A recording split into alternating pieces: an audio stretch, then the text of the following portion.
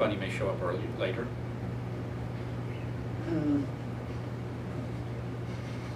And speaking of Easter, first of all, happy Easter, everybody. Happy Easter. Second of all, I wanted to talk tonight about Easter and about the obvious connections it has with Christianity. I mean, you can just find Easter mentioned throughout the Bible, right? Oh, yeah. We actually had somebody tell us that they got into a discussion recently about the Bible with somebody. Somehow Christmas came up, and the other person insisted that the Bible says it's sinful to put up Christmas trees. No, they didn't. I've read the Bible. I'm pretty sure it's never mentioned. I certainly don't think that a desert-dwelling people would mention decorating a big fir tree. And it makes me also wonder, how overrun is the Middle East with rabbits? Oh, yeah. I mean, the Easter bunny shows up every year delivering Easter eggs. What does that have to do with Christianity? Nothing.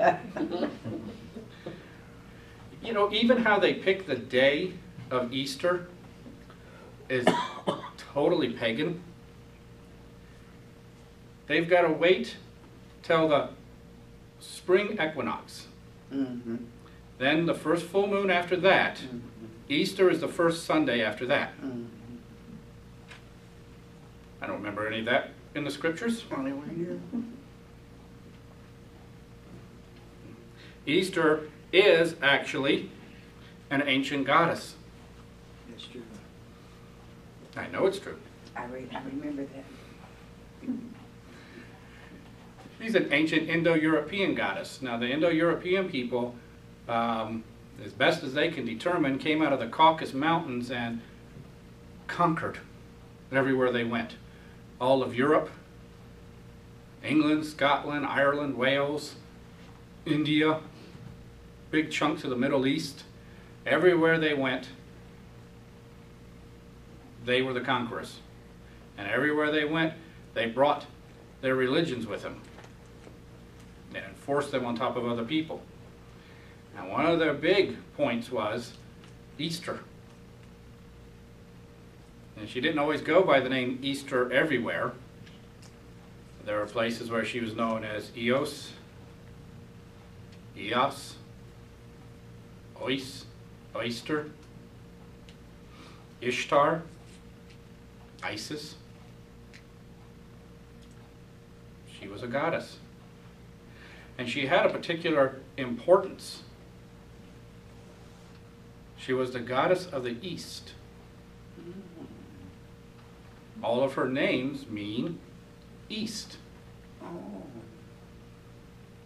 And in all of those areas that I mentioned, there are sacred sites that are associated with the rising sun. She was the goddess of the East. But what she did was give birth to the sun. Matter of fact, in some places they believe that Easter gave birth to the sun every morning. Other places she gave birth to the sun on the day after the winter solstice. The sun supposedly died on the night of the winter solstice. That's why it's such a long night. And then she gives birth the next morning to the sun. She is the goddess of the East. So she was really, really, really important to ancient people. If she did not give birth to the sun, there was no daylight. There was no warmth. There was no ability to grow crops. Life would end. So it was in the ancient people's best interest to keep her happy. So they built temples to her. They had tons of religious practices to her. They sacrificed to her. They did all kinds of stuff. Matter of fact, in some places the idea was that when the first rays of the sun appeared you were supposed to bow down to Easter and give thanks to her for bringing the sun.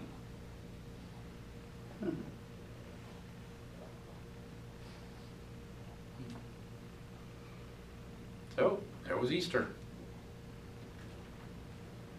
The sun had always been the most important god. She was usually secondary. I mean, you know, if you're the mother of God, well, you know how that feels, right, Mom?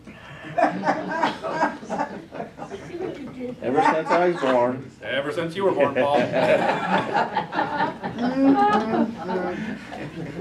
that awful? Isn't that awful? Well, that gives you a place of prominence, a place of importance.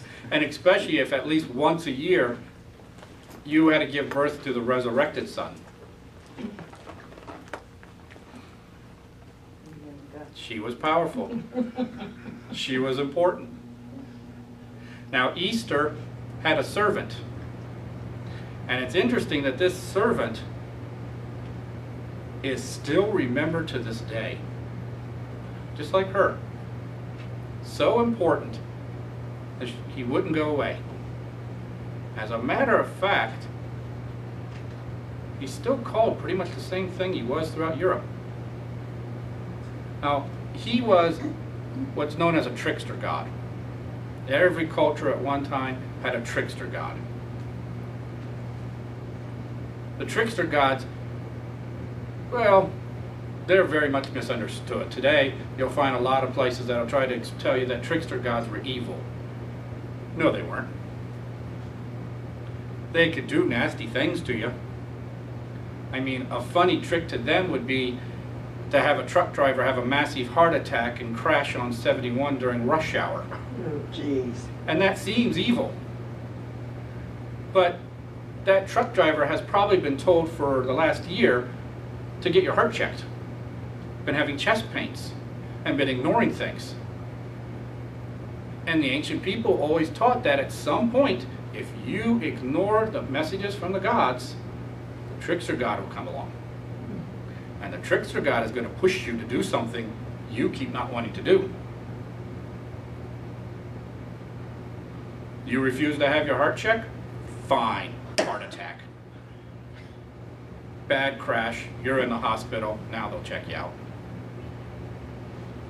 You refuse to, well, back in ancient days, they had all kinds of rituals for when you reach different stages in life. If you refuse to go through the initiation for one of those stages, bad things would happen to you until you did.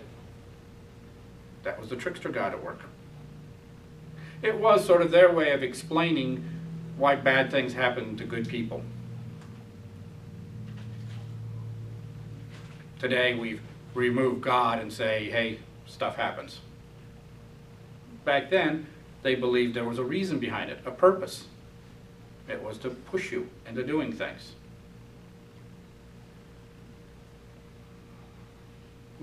That's what this god was. He was a trickster. And you know, some of their tricks were silly tricks, fun tricks. You know, they might trip you, making you fall, and when you're starting to get up, you look over and in the bushes there's a pot of gold. That's a good trick. And it might even be possible that you walk past that pot of gold every day of your life and never looked under that bush.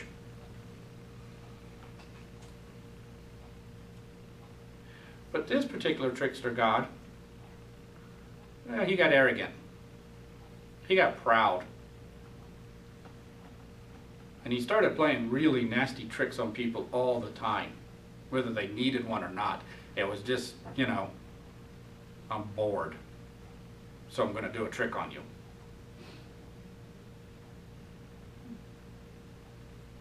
So, he did. Year after year, day after day, trick after trick. Until the people finally got sick of it. And they decided to pray to the goddess Easter. He was her servant. In a way, it's sort of understandable, by the way. The trickster god was supposed to be pushing you into a new stage of your life, pushing you to gain some new knowledge, some new way of looking at things. Easter gives birth to the new day. So of course the trickster would be her servant. And the people prayed and said, you've got to do something about him. He's getting out of control. And so she called him to her. Merlin, get here. His name was Merlin. He survived to this day in the King Arthur stories. And you know how he appears in the King Arthur stories? He's a powerful wizard who uses his magic to push people into things they normally wouldn't do. He's still the trickster god. He never gave up on it. And the world kept him there. But she called him to him. Called him to her. Lost my way to the pronouns there somewhere. Now I should describe him to you. And this is also interesting because Merlin is still described this way in most of the stories about him. They'll talk about how he has fierce, penetrating eyes and a long, thin nose that's almost beak-like. That's usually the way the stories describe him. But Merlin's favorite image, at least in Europe, and the trickster gods often will take a variation on this. He was a hawk.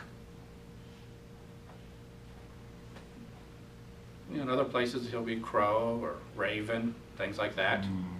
He was a hawk. Piercing eyes, long thin beak, but he was a proud hawk. Beautiful crest, glorious wings, preened his feathers all the time, and tail feathers that just swooped up. Proud. Always looked just so. And she called Merlin to him and said, Merlin, yeah, I gotta stop playing tricks on people.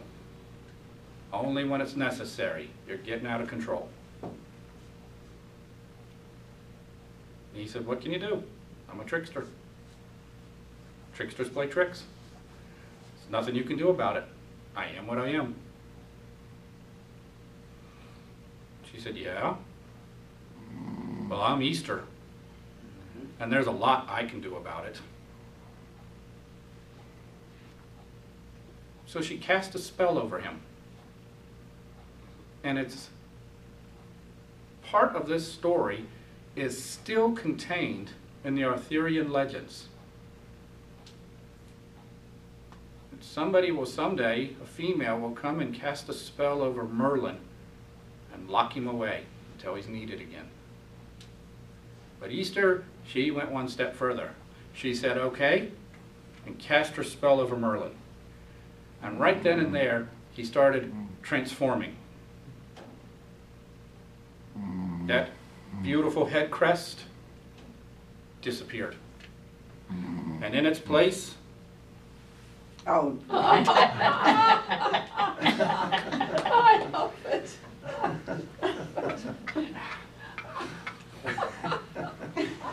Right. those feathers he preened all the time Oh, gee. became white fur. That proud patrician beak that he looked down on mankind with.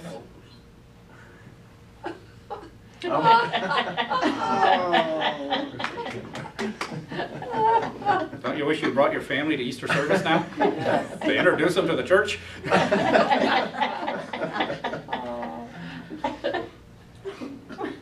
And it won't show up on the film, but dare I say it?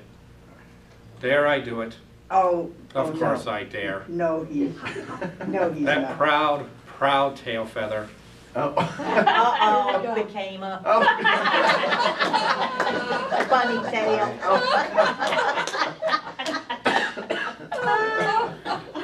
Now you really wish you brought your family, don't you? Yeah. Merlin became Easter's bunny.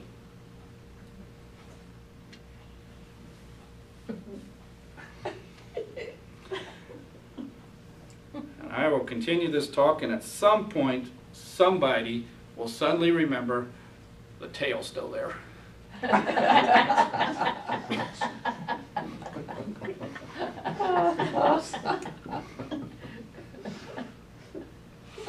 And she took him and locked him in a cave. But she decided she needed to give him a job other than just being a trickster. And one of Ester's other jobs, and why she is so important at this time of the year, you give birth to the sun, and the sun lets us grow crops. It was through Ester's blessings that the plants grew. And she needed a way to deliver those blessings to the people. Somebody, somewhere, came up with an idea. What is a symbol of life? 'Cause that's what we're praying for, that our crops come back to life. What is a symbol of life? The egg. Ester would put her blessing in eggs. And the people would take those eggs and roll them across their fields. Easter egg rolls, to confer Ester's blessing on the crops, on the seeds that they just planted, that the ground, well, that she would give birth to the plants, just as she does to the sun. So she took Merlin, who's now a bunny rabbit, she locked him in a cave throughout the whole winter with her eggs, and said, come spring, you will deliver these to the people. But Merlin's a trickster. You can humble Merlin as much as you want. And Merlin's not just going to walk up, knock on your door and say, egg delivery. He's going to hide them. And you're going to have to hunt for them. Because that's what tricksters do.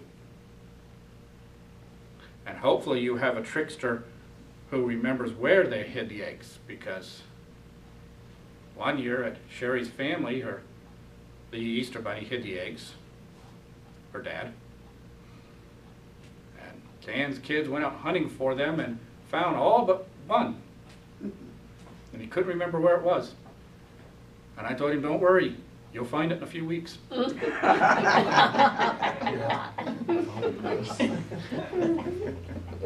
But that's how the tradition started in some areas. The trickster rabbit would hide the eggs. And you'd have to go out and find them. And when you found them, you brought the blessing to to the fields. Now this goes even further. And part of this starts to becoming, let me stop for a second, because there's so much to this story, it's amazing. It's a story about what can happen if you're too arrogant. I mean, one of the trickster's duties is to humble people. And here he is being humbled. He went from being a predator to prey. He went from being a nuisance to a blessing. But see, another part of this story is the plants themselves. When ancient mankind started becoming farmers, and it was a slow process, but as they started becoming farmers, they had a different view of things. Those crops they were planting were God's. And everywhere that farming shows up, you can find these stories. These are God's. So if it's wheat, for example, that you're growing, the wheat plant itself is God. It is the physical body of the God growing in your field.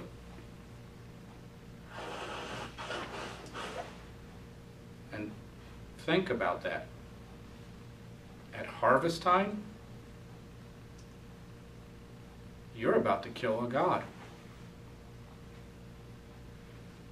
But the god is happily going to his death. How was it described? As a bridegroom going to his wedding? And see, that says a lot about you that you giggled at that. Obviously, in your mind, that means being drugged to the altar. What, father stand there with a shotgun? You just stay there.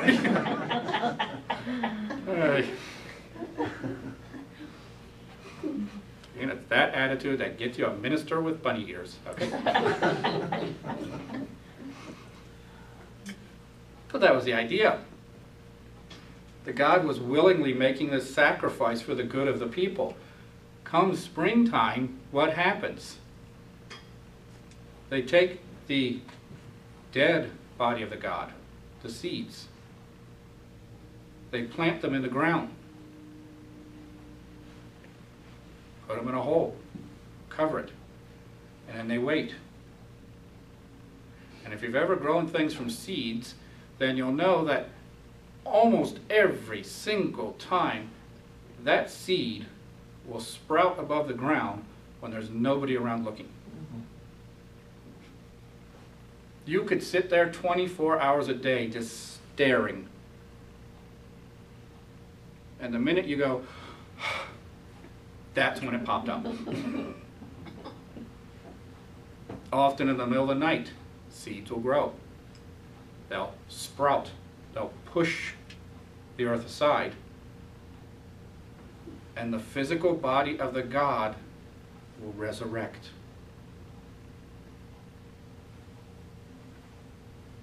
Easter, the goddess who gives birth to the sun, is the goddess who resurrects the plant god every year.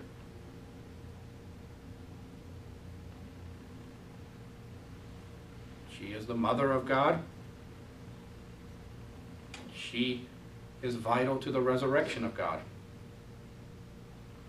And a lot of that is still kept in our culture to this day, you know. Part of it I can almost understand why ancient people came up with this idea that it has to be a god. At some point, somewhere, sometime, somebody took a grape and made juice out of it. That's fine. But that grape juice fermented, and they drank it, and it intoxicated them. And they decided that the only way that could be possible is because the wine is the blood of a god. You're a human and you're taking in the blood of a god, of course it's going to make you a little loopy.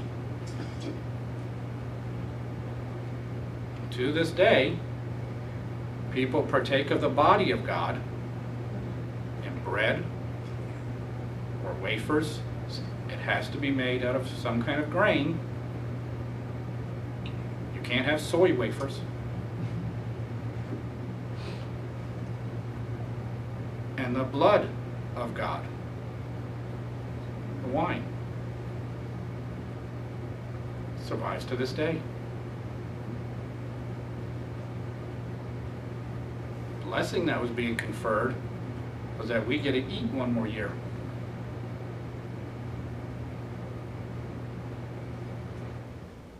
These were all stories that ancient people told. And you know, they were no more gullible or ignorant than people are today. I don't know if that's a good thing or a bad thing. There were some of them, of course, who knew that you hold the seed, you plant the seed, and it's just nature, that's the way things work. But the stories added a richness to life. They added ability to teach every year about life. You have abilities. For example, if you develop your psychic mediumship ability, are you going to use it arrogantly or humbly and with care? See, that's what these stories were made to teach. There are people out there who do what I call ambush readings, where they'll be walking down the street, pick up something on somebody, and just walk up and start telling them. Well, they may not want to hear it. It may go completely, entirely against their religious beliefs. That's being arrogant. That's being the trickster. I'm going to force this on you whether you want it or not. But when you're humble, when you say to somebody, would you like a message? And whatever answer they give, yes or no, you're happy with that. Then when those times when they say, yes, please do give me one, you're conferring a blessing on them. What a story. And the stories about the plants being gods, in some areas goddesses. Well, let us give thanks for our daily bread. Today, how many of us are all that grateful for the food we have?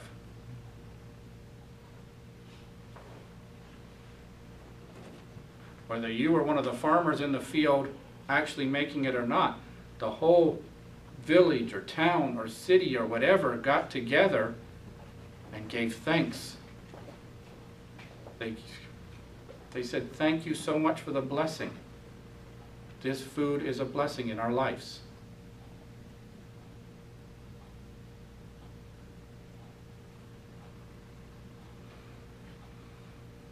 Not saying we need to go back to the old ways, where everything had a god or a goddess, because frankly, that got cumbersome. You look at some of the ancient calendars. It was every other day some other god or goddess needed a sacrifice or a ritual or a prayer, or we had to go to the temple, or oh my goodness. And then it got even more confusing. I mean, take ancient Rome. You had Helios, the sun god. You had Sol Invictus, the sun god. You had Apollo, the sun god. So on the days when you had to go and give a ritual to the sun god, which one did you go to? Did you end up having to go to all three? Do you know how expensive that gets?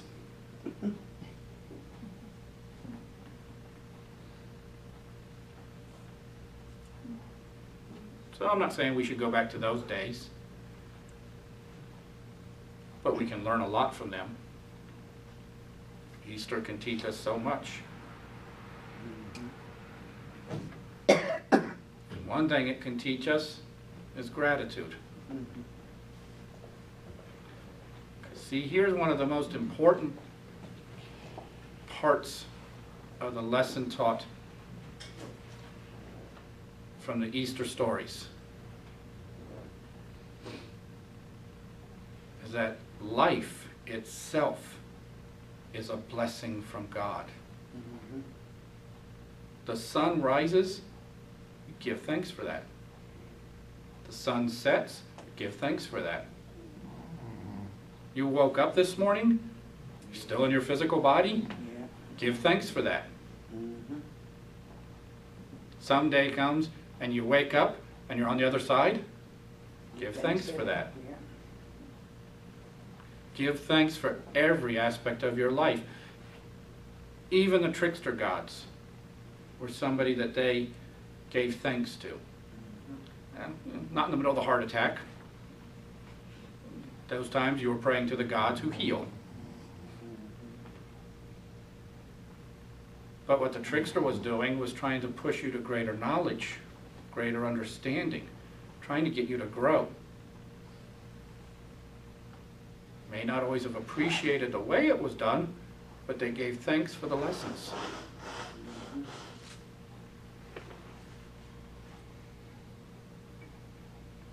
How often do we give thanks to God?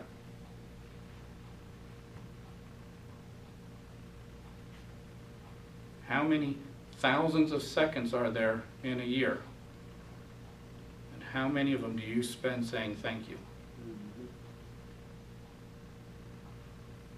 That's the teaching of Easter.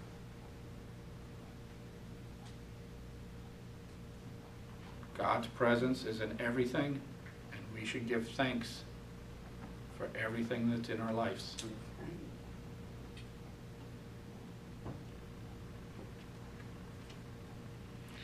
And with that, I'd like to close, and we'd like to take up our free will offering.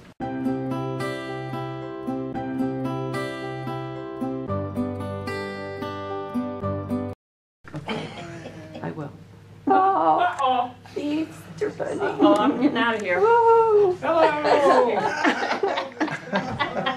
Oh, there you are. Happy Easter. Happy Easter.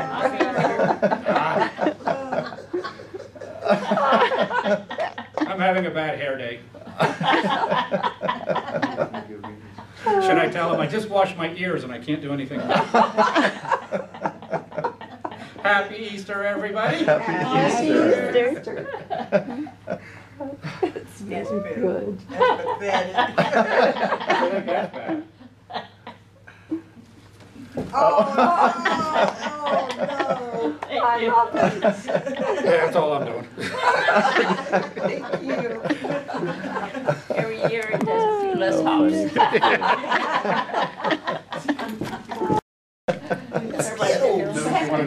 What I got to eat. The bunny. We got an egg blessing from the bunny.